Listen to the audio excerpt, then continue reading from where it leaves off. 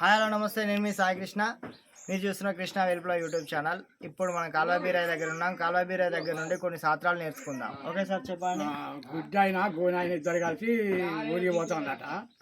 పోగా చెట్ల తొవ్వల చెట్టు ఉంటే చెట్టు ఎలక పండుగ అలవాడట గోనాయనకు. ఓకే. ఆ గోనాయన చెట్టు ఎక్కిండట.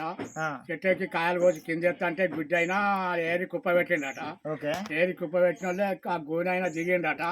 దిగి నేనే చూసినా, నేనే చెట్టు ఎక్కినా, నేను 2 వాళ్ళు తీసుకుంటా అని మనసులో అనుకున్నాడట. గోనాయన మనసులో అనుకొని 2 వాళ్ళు తీసుకున్నాడట.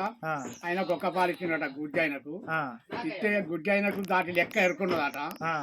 ఏ రంగా లెక్క పెట్టుకొని ఎరుకుంటే నాకే ఒక్క పాలు ఇచ్చిండు, 2 వాళ్ళు తీసుకున్నాడు, నాకు కళ్ళేనంద మందాలని గులుక్కుంటా పోతాడట.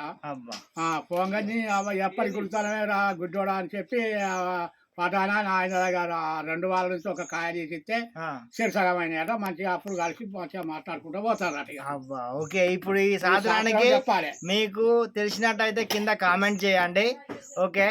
ఇలాంటి వీడియోల కోసం చూస్తున్నానండి కృష్ణ వెల్పుల యూట్యూబ్ ఛానల్.